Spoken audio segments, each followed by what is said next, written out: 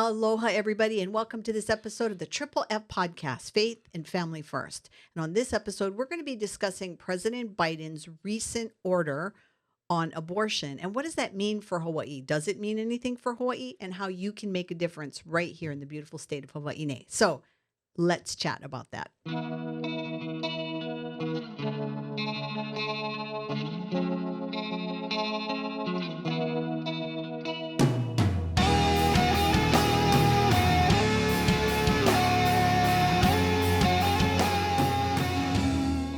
Jim.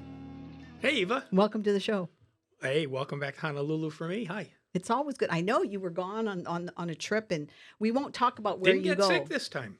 Well, we're not going to talk about where you go because every time you tell me you go to this place, I get annoyed with you. So if any of our viewers and listeners want to know what it is I'm talking about, send me an email, eva@hawaiifamilyforum.org, and I will let you know why I am irritated with Jim Hochberg and one of our mainland states. Okay, so Jim. Yes, ma'am. Now, I know that you were doing a lot of family stuff, but were you able to catch what was happening as far as the White House and President Biden and his administrative order on abortion? Well, I researched and printed up the actual order, not what anybody was saying about it. So maybe. Well, what were you thinking? What were in the state where you were at? What were people talking about? But I can't say the state. Don't say the state. Well, it's one of the big liberal states where nothing changed with Dobbs because they were all pro-abortion anyway. Well, yeah, that's why I'm curious. What were people saying over there? I didn't talk to anybody over there about it. So you go over there and you just stay in a house alone with your wife? No, there are some topics that don't get discussed, and that's one of them. Okay, I know all of our viewers and listeners are saying, "Oh, we've got families like that too." I come from a long line of Portuguese families, and let me tell you, our dinner table has some doozies of conversations. But I will tell you that what I've heard in the news and on the radio and, the commentators and all that stuff, they're making, in my opinion, a lot more out of what President Biden signed than what the text says it is. And we can talk about that. Well, yeah, and I think that's why I kind of wanted to talk about it today, because what I'm hearing is that people think it's a really big deal, and it really isn't. I mean, it's not a deal. It's a suggestion. So basically, he's doing this big thing. He's making a big thing for his base. I'm suggesting that you do this. He's making a big thing for political reasons because everything else he's touched has crashed. There is an election coming. He needs to do something to get support so that he doesn't get replaced. And this is what he's done. I think that's my opinion. Yeah. So there's a couple of really big things that are happening across the state, not just the state, the nation right now. So, of course, we have an election that's going to be coming up. So you have people talking about that. Let's talk about the V word before the show's over. Okay. Well, no. Okay. So anyway, we're going to be talking about the craziness that's happening because of the overturn of and by Roe crazy, versus Wade. You probably are including all the untruthful things being said by pro-abortion people. Well, this has been going on even prior to all this, right? I mean, that we started this show because we were hearing people quoting things that we knew weren't true. And right, but it wasn't craziness because pro-life people are blowing up abortion clinics. It's crazy because the pro-abortion people are just not telling the truth about pretty much everything they're talking about. Right. So let's back up a little bit and let's talk about, we already did a show where we talked about the overturn of Roe and what the decision actually said. But what's happened since then is all the misinformation that's going on about what the overturning of Roe really means. So why don't you catch up some of our listeners and viewers who may not have been, maybe they've been under a rock for the last couple of weeks. Okay, or maybe they could have forgotten. Or they could have forgot because nobody's talking about it. Yeah, nobody really pays attention to me anyway. However, okay, so in the history of abortion practice in the United States, abortion was never an acceptable medical procedure because medical procedures don't lead to the death of a human being except by accident. And there has never in the history of the practice of abortion been a single solitary safe abortion accomplished because accomplished abortion means that one of the two humans died, so it's unsafe. So that was always the thinking.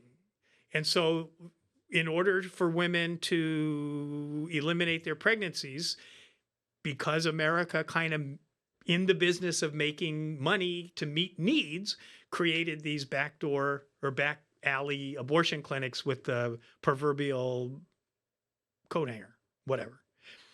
And so it became an issue, and states were criminalizing that practice. And so Roe and Doe and their lawyers cooked up a fake case about the criminal aspects of the abortion practice. And it was Roe v. Wade and Doe v. Bolton that went up to the Supreme Court in 1973. And in 1973, and the decision was criticized immediately and continually for 50 years by constitutional attorneys who like court decisions that are based on the Constitution to fit alongside with the entire history of constitutional decision-making, not changing it like they did. So Roe comes out, the 5-4 majority makes up this totally non-legal legislation from the bench. And I remember people screaming, they're legislating from the bench. And can I just say, for the last 50 years, the pro-life community did not like that decision. Correct. And every January, they were marching for life and all that. But in the 50 years, what has the pro-life community been doing for 50 years? We've been at our state legislators trying to legislate, based on this ruling that came down in 1973. And so I'm kind of laughing that now that the tide has been turned, you've got the pro-choice side going, what? You mean we have to lobby at our state legislators? And I'm like, welcome to the show. This is what democracy looks like. Oh, that's clever. And when we were trying to get the Hawaii legislature to do pro-life legislation around abortion, their easiest response was, it's constitutional under Roe and Casey, and we don't want to waste our time because it's going to get overturned, right? Like all these other states where they pass these things restricting, limiting, giving parental information, all these different avenues, and it would go through the court system and it would get overturned and thrown out and all this stuff. And then the Supreme Court wouldn't take the case, so that ruling would stand. So basically the history of abortion is it was not a medical healthcare thing, and then it became dangerous and it became illegal in the state legislatures. And then lo and behold, in 73, the Supreme Court decides that hidden in the penumbra, which I think means the wrinkles of the privacy right that emanates from some express constitutional provision. In other words, it's not really written in there. Women have to have the right to abort their babies. Say that again, because I cannot tell you how many times I keep hearing the pro-choice people say they took away a woman's constitutional right. Right. And so it's kind of like in the early 1800s when slaves escaped from the southern states and they got into a non-slave state, and the laws required that they don't become free because they're in a non-slave state. They're still slaves, and they have to be sent back to their owner in the South because they are property. They're not humans. There was a Supreme Court case, Dred Scott, that said that. And for about 50 years, Dred Scott was the law of the land. And then we had, obviously, the Civil War and the amendments after the Civil War on slavery amendments. And so what was a Supreme Court ruling gets overturned 50 years later with regard to slavery. And there's not a single person I've ever heard say that was a travesty. So this is like the flip side of the coin.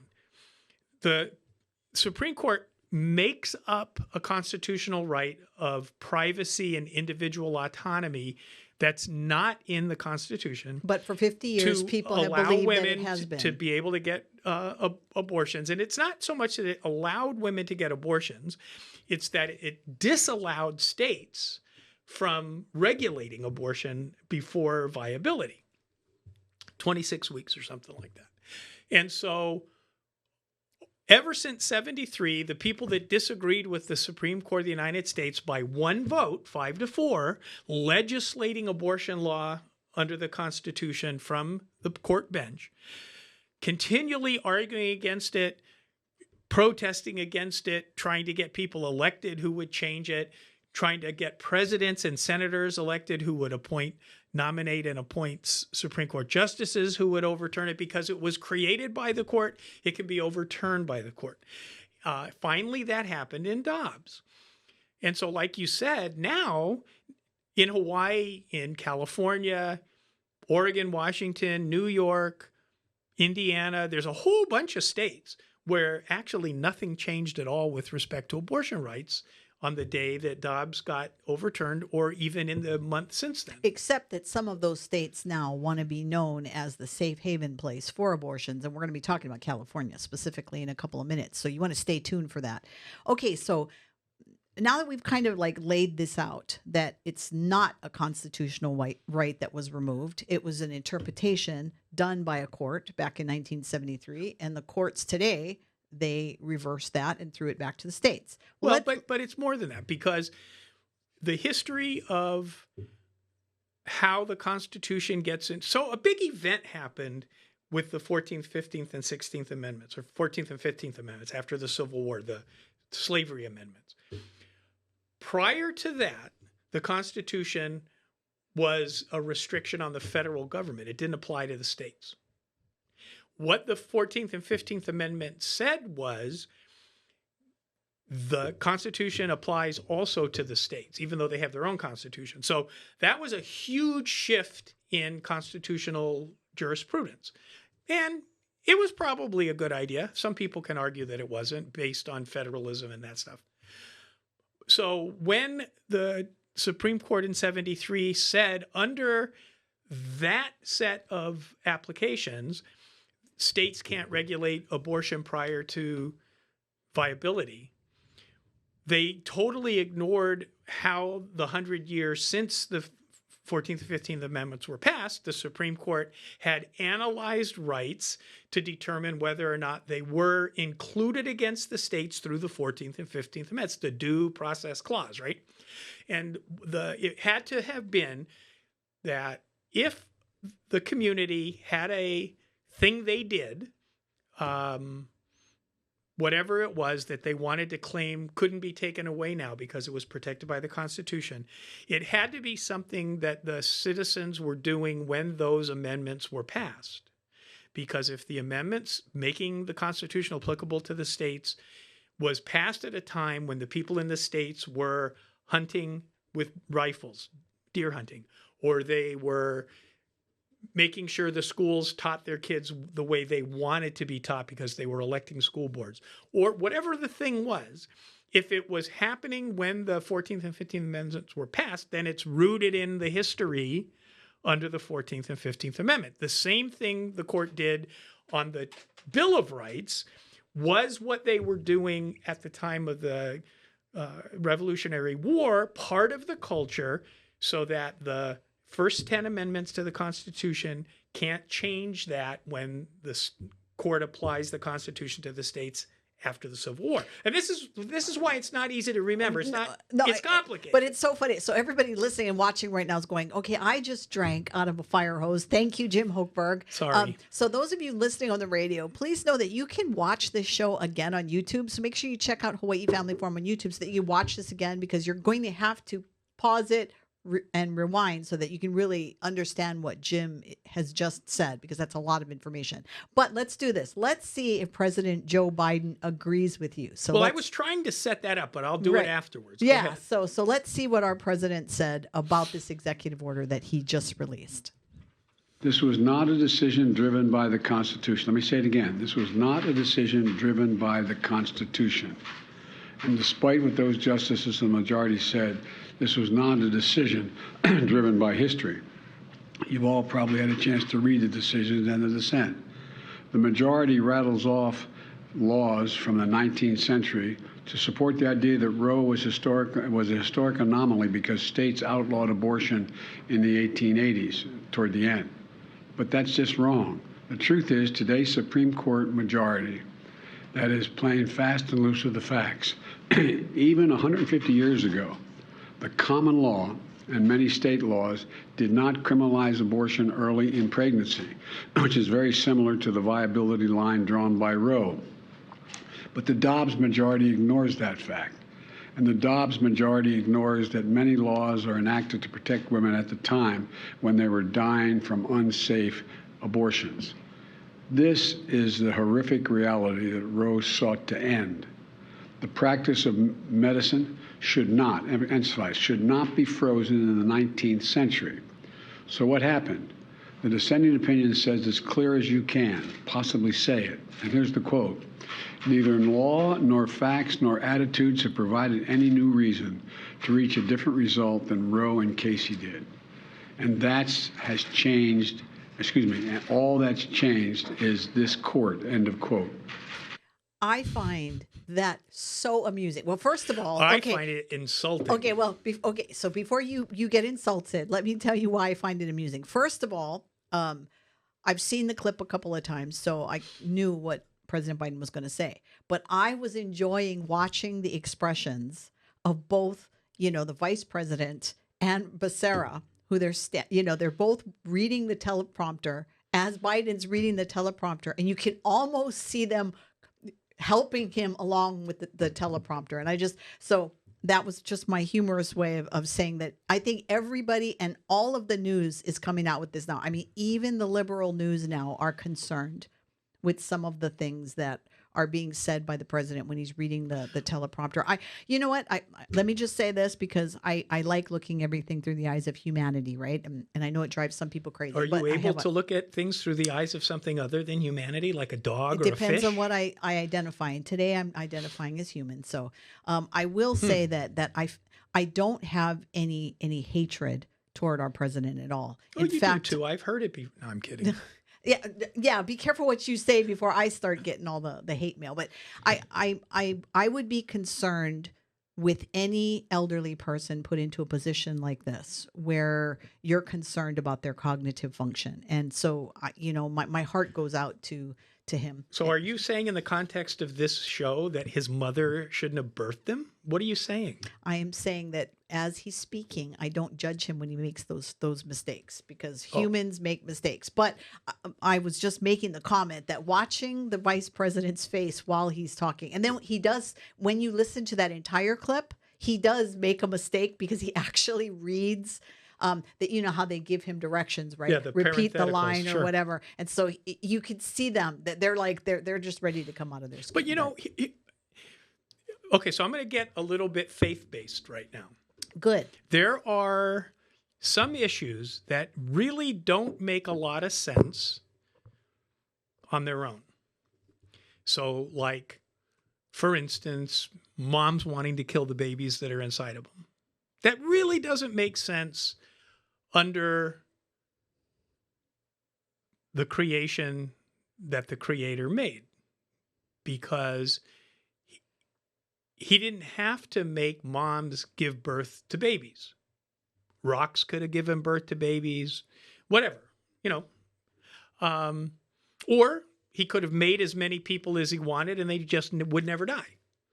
But as a matter of fact, my faith tells me that man and women are created in the image and likeness of God, and they procreate, which he instructed them to do in the garden, and they get pregnant and give birth and have more people, and the old guys die and the new ones come, and, that's life, right? So we do know also, my faith also tells me that the enemy is the father of lies and is a deceiver, and he's lying out to kill and destroy. So when I look at this whole abortion thing and I ask myself, why are the pro-abortion talking heads and the people that end up on TV in the crowd, why is their position so dishonest all the time? I don't think it's dishonest to them. Well, no, they don't tell the truth about things like what we just watched the president say. As a matter of fact, constitutional jurisprudence is exactly what the majority opinion said. And the dissenting opinion that he's praising had nothing to do with constitutional jurisprudence. It had to do with the precedential aspect of Roe v. Wade and when a court should overturn it. And either he doesn't know the difference, which I hope isn't true, because I think he's a lawyer. He's been a lawmaker for 40-something years. He's been And the vice president, is and now he's the also president. an attorney. And he Yes. certainly has lawyers working on his staff that could have told him what the truth really was. So why does he have to take a position that's just simply factually not correct, which is a very nice way to say a lie? Okay, so but he has these feelings. He's sharing it, and then he comes up with this executive order, and then everybody thinks that, wow, this is a step in the right direction. But it really is just, as we mentioned earlier in the show, it's really just an encouragement of what he'd like to see happen out there. So let's talk about his executive order. Even before we get there, if I'm not taking up too much time, what he also doesn't say, which if he's going to talk about this abortion thing and the unsafe aspect of it, which is why Roe came up and all that. Okay, so he didn't talk about Miss Sanger. He didn't talk about eugenics. He didn't talk about racism in the abortion industry, right? So it really bothers me, the picking and choosing of the cherries and the apples that they want when he's the president. He needs to not be a dishonest advocate. That's for other roles. He needs to be the president. And you know what's also fascinating, right? And so if you think back to what's the things that have been coming out in the news over the last week, you also have cases where they're quoting, like they talked about a 10-year-old girl that was taken across the state line. And I'm thinking to myself, even if it was true, and now there's some doubt that actually the Attorney General right, of Ohio the Attorney General said came out and says, everybody that reports rapes, it always comes to his office, and he can't find any evidence of it. And that's my point. My point is, why are we focusing so much on the fact about this abortion and not focusing enough that a crime was committed? And if a 10-year-old girl was impregnated, I don't care if she was impregnated by a dad, a brother, a stranger. That was a rape. It should have been Correct. reported. And Yep. I will say that a lot of people in the pro-life community has questioned whether Planned Parenthood actually does a good job in reporting when somebody goes in. Well, So we know that that's a problem here in Hawaii. and so I want to make sure I don't get a lot of nasty emails. I personally have not reviewed to see if they're reporting, but you and I have said that the reporting here in Hawaii leaves a lot to be desired. Well, and it's so hard to find the reporting that we had to get somebody in the Department of Health to send us a link to where it actually was, because it's not findable through what everybody does on computers all the time, every day. And that's my point. So if a woman at any point is raped, then there is a deeper issue that needs to happen. And it's not just a matter of, walking her through an abortion. She is going to need years of counseling. And actually there's, we could do a whole show on the kind of services that a woman We will. pays this. But okay, so in these last few minutes, so give us your thoughts on the executive order, though. So what I heard people, talking heads, saying is, oh my goodness, the president's he's going to issue this executive order that's going to mandate all these federal resources be used for abortion, military bases and blah, blah, blah, blah, blah, blah, blah, blah. So on July 8th, the executive order comes out. Okay, so what does it say? Well, again, he's dishonest. In the very first section, it says, today, fundamental rights to privacy, autonomy, freedom, and equality have been denied to millions of women across the country, which isn't really true, because the only thing Dobbs did is say it's up to the states. And even in the states where they had trigger laws and it immediately became regulated differently than it had been when the states weren't allowed to, autonomy, freedom, equality, and privacy weren't changed.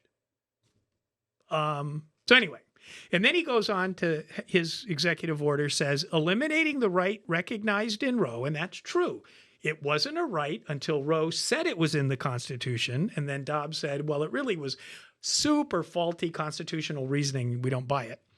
So eliminating the right recognized in Roe has already had and will continue to have devastating implications for women's health, which I don't think abortion is women's health, and public health more broadly. And I don't think that's true either. But then the interesting thing. Wait, before you go on, because I want to stick in that same paragraph. Okay. So in that same paragraph, he talks about the states that are going to be severely limiting, right, or restricting abortion care. And he goes on to say, and I quote, women's health clinics are being forced to close, including clinics that have offer other preventive healthcare services such as contraception, end quote. My question is, if they're offering all of these other services, why are they closing? Especially if what they tell us, because they get, I forget how many hundreds of millions of dollars a year in congressional funding, Planned Parenthood, which could not be used for the abortion side. It was used for the non-abortion stuff. If that's true, and they said 3% of what they do as a service is abortion services, why, if they lose 3% only in some states, maybe, do they have to close? I think maybe abortion was 97% and 3% was the other stuff. Well, and that's how. So my challenge is, if you are a Planned Parenthood clinic and you are in one of these states, don't close. According to you and according to everything that you've said and every report and every talking head that's out there supporting you says that you're doing all these healthcare services. If you're doing healthcare services and they're telling you can't do abortion, then I say stay there and do all those other wonderful healthcare services that you're offering. Jim, we have run out of time, but this is a topic that is not going to go away. We're going to have to do this executive order on another, or maybe we should keep going, let people keep watching if they want. That's a great idea. So we're going to end the show for our listeners on the radio. So aloha to you, everybody on K-Light Radio and KESU Radio. If you want to hear the rest of this, you'll have to go check us out on YouTube at hawaiifamilyforum.org.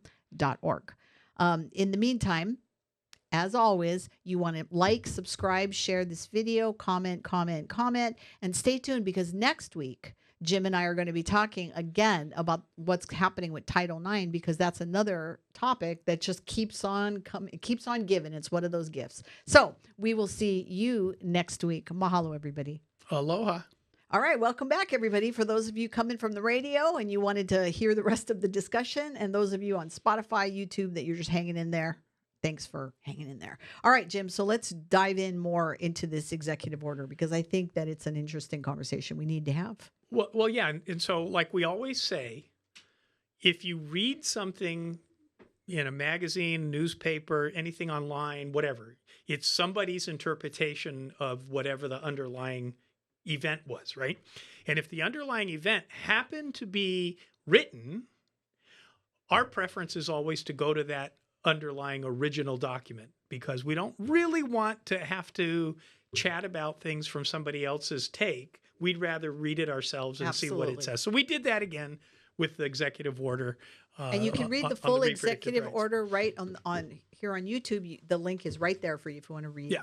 And so what we were hearing before it was issued, and I think it was a marketing PR thing, was that the President of the United States' executive order was going to make sure that abortion was going to continue. Dobbs wasn't going to interfere because they were going to use all the federal resources, military land, military money, federal government money, all that kind of stuff. And so I was waiting with bated breath, as they say, when it finally came out. And so it finally came out on July 8th. And it's not what they said it was going to be. I was surprised it came out that late. I thought they'd be working on this because everybody was freaking out after the I think they were working on it, and they probably had to couldn't finalize it because what they wanted it to say, they don't have the legal power to make it say. What all that stuff was being said would have been illegal. But do you remember when Trump was president in the early days of his presidency? How many times did we hear on the media that Trump was doing something he had no authority to do? Do you remember that? It was just like every other day. Did Attorney General Doug Chin sue him over things that had nothing to do with Hawaii? So the shoe is now on the other foot. Welcome to the. Okay, welcome. I was going to say welcome to the jungle, and I was going to break out in one of my rock songs, but I'll say one. See, even our crew knows what I'm talking about. Jim is like, I have no idea what she's talking about.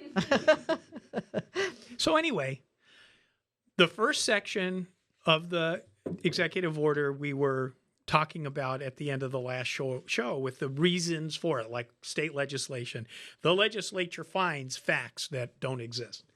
but it supports their position. Then the second section is definition. So that's kind of boring. What does reproductive health care services mean? It means medical, surgical, counseling, referral services relating to human reproductive system, including services relating to pregnancy. Now stop there because or the termination of pregnancy. Because my notes that I had on that question is, so does that mean pregnancy resource centers should get some support because they do pregnancy services? It could, but it doesn't matter because nothing's changing. No, I know, but I mean, but in blue states. So in blue states like Hawaii, could we then demand that whatever resources are also given to the pregnancy resource centers? Well, but then you run into the same problem of faith-based organizations taking federal or state government money, lose some of their religious autonomy because of the strings attached. And that's why in Hawaii, the pregnancy centers really don't want federal money. Okay, well, that's a good point to make. But what this does is it puts the onus, though, back on our listeners and viewers to make sure that you're giving money to the pregnancy resource centers. There's 6 here in the state of Hawaii. They cannot do what they do without you. That's true. They don't get federal or state money. They don't get federal money, and they're under attack more often than you know about. And especially after the reversal of the Roe decision. I think we got to start saying the Dobbs decision. It's bothering. Let bothering Dobbs Jim take the place of Roe, well, Doe, and Casey. Okay, all right. So I don't want to hear Roe. I don't want to hear Doe. I don't want to hear Casey. I want to hear Dobbs. Row your boat. Can I finish my thought? You're doing that thing you do. Yes. That thing you do. Anyway, make sure that you, even if it's just $25, I challenge every single viewer and listener right now to find the nearest pregnancy resource center that's closest to you and send them a check. And tell them that you're blessing their ministry because Eva and Jim sent you. Yeah. Anyway, Jim, so continue now. Okay, so then section 3 is after the definitions. And this is the interesting thing because the president doesn't have the powers of a king. Under the Constitution, which is why we want a Constitution, it regulates the legislative branch, it regulates the executive branch in our state with our state constitution, nationally with the U.S. Constitution. We need to really revere the constitutional safeguards that protect our personal liberty. And if we don't, there's a whole other part of this, almost 50% of our population in this nation, that doesn't like the way the Constitution restricts their ability to take away our liberties. So we need to really understand that. And anyway, so under the separation of powers, the president can't write legislation, which is why thank God his EPA case lost. Can I get an amen? I am so grateful that our founding fathers knew. Yeah, well, they knew what kings do. And so I think that's the reason it took so long to publish this thing, because they had to get it to fit within the power that his office has for it to be a legal executive order. And I think this is a good place for you to remind people. That doing an executive order, we've talked about this before. It's not as It powerful. only lasts as long as the president wants it to. So the next president can cancel it. And they do all the time. That's what Biden did. As soon as he took office, he just kind of, and that's every president, they like to undo what their predecessor did if they didn't agree with them and do their own. So in other words, this is a whiplash that we can anticipate in the 2024 election may come back. Yes. Okay. So Section 3 is titled Protecting Access to Reproductive Health Care Services. Now that sounds like what I was hearing before July 8th was going to be in the executive order. But then the teeth say this. This is all this executive order does. Seriously. Within 30 days of the date of this order, so there's 31 days in July, so I'm thinking that's August 7th. The Secretary of Health and Human Services, that lawyer named Mr. Becerra, he's got to do something huge. He's going to submit a report to the president. Oh, don't do that whisper thing. I know. Everybody just got the heebie-jeebies now. Okay, so he has to submit a report to the president. That's all. And the report has to identify potential actions. Wait, okay, let's do this real quick in these last few minutes, Jim. Put on your your little hat. I don't have any hats. I got Put fluffy on your hair. hat, and I want you to tell our people what that report's going to say. Do. You know what it's going to say. You don't even have to wait. I guarantee you know what that report's going to say. I don't. Well, is it going to be good for the pregnancy centers? Probably not. Is it going to be promoting everything that Planned Parenthood does? Absolutely. But it's only a report. Yeah, but so. And so the report's going to go to Congress. And it'll say and Congress is either going to pass a law or not pass a law. And they've been trying to do that with the Women's Health Protection Act, right? I mean, they're not getting anywhere with that in the Senate. So okay, so when I see this, I had a PTSD flashback to 1995 when I was on a commission that produced a report. Jim and one other person. Well, there were 7 of us. 5 were it was the Governor's Commission on Sexual Orientation and the Law, because the legislature was not successful at creating any kind of a version of same-sex marriage. And so they told, in order to satisfy the proponents of wanting legislation, they created a commission, and I got appointed to the second version of it.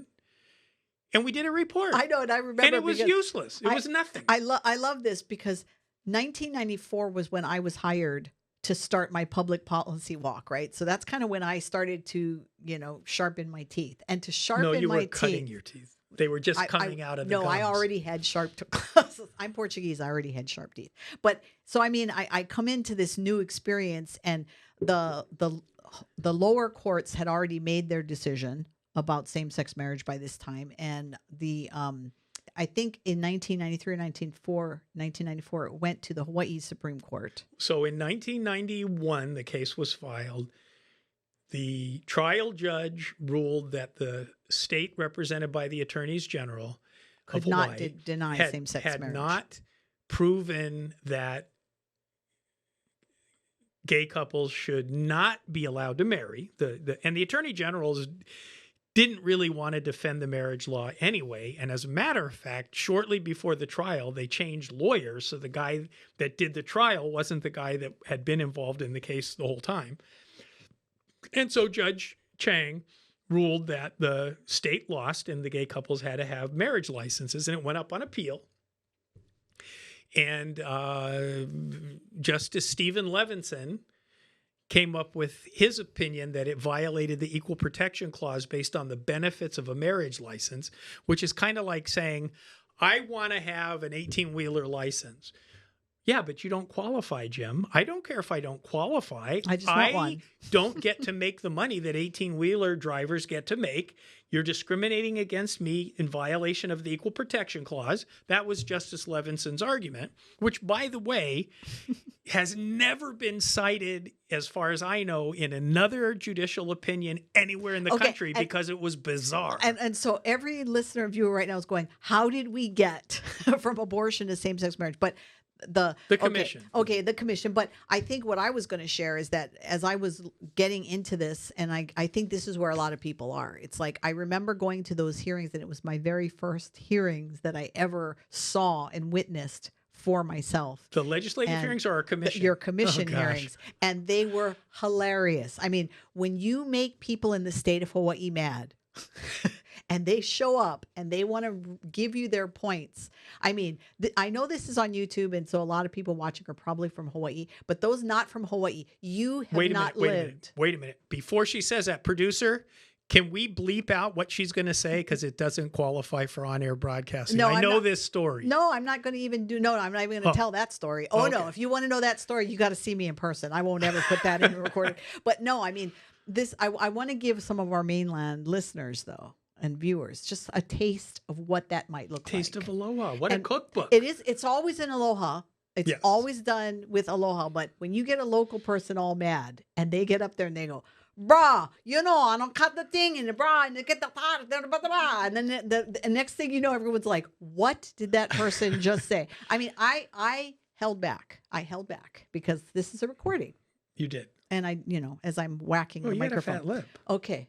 Anyway, so Jim, we gotta wind this down. So the point is, the executive order asks for a report, and it tells the Attorney General and the Secretary of Homeland Security to consider actions to ensure the safety of patients, providers, and third parties, and blah, blah, blah, blah, blah.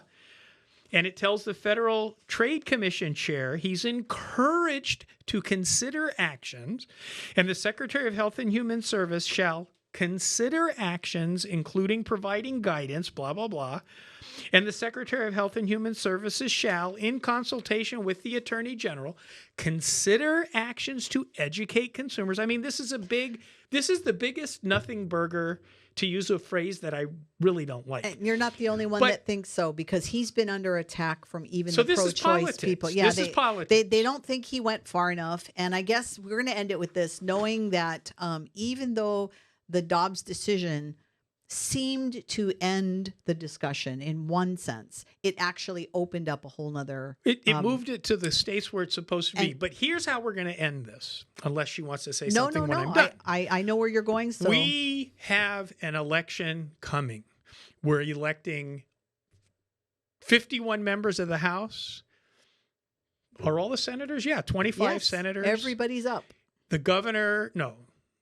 Yeah. No. Yes, yeah, the governor, lieutenant governor, So, senator, this is voting. You're voting. Please realize that the abortion issue that has not been part of the state legislative process because of the pre-Dobbs bad law, which has been replaced by the good Dobbs law, it can now become easier, although not easy, to become legislation in Hawaii. We need you to vote for people that are pro-life. And here's and participate at the legislature. And here's a good way to look at that. If you are satisfied with Hawaii law, if you are absolutely happy with every single law that comes down, and you love the way that our legislature does business, you like your taxes. If you like it, then you continue to do the same old, same old. But if you are one of the thousands of people here in the state of Hawaii who are not happy with the way that the state is moving, and you're not happy with the laws that are taking place, then you have the opportunity to do something about it. And you know how you do it?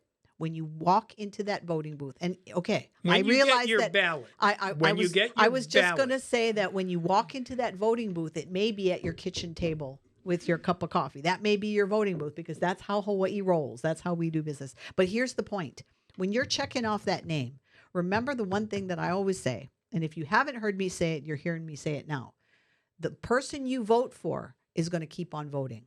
So your vote is going to keep on voting. So when they do those bad things, just remember that you checked off that box.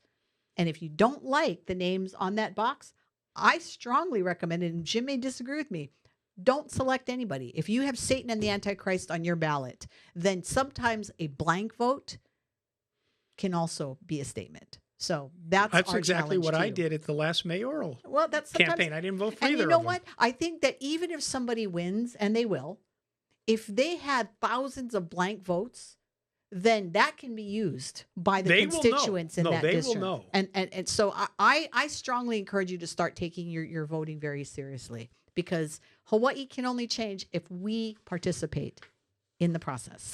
So when this executive order is fulfilled in the 30 days of considering and reporting, and if the executive branch, either the president himself or one of those agencies that he oversees, if they want to create a rule to do something, they have to give the public advance written notice, and we have the right to comment. We will cover that in a future show. Definitely. So here is the executive order of Jim and Eva. Vote, vote, vote, vote, vote. Go out and do it. We'll see you next time. Mahalo, everybody.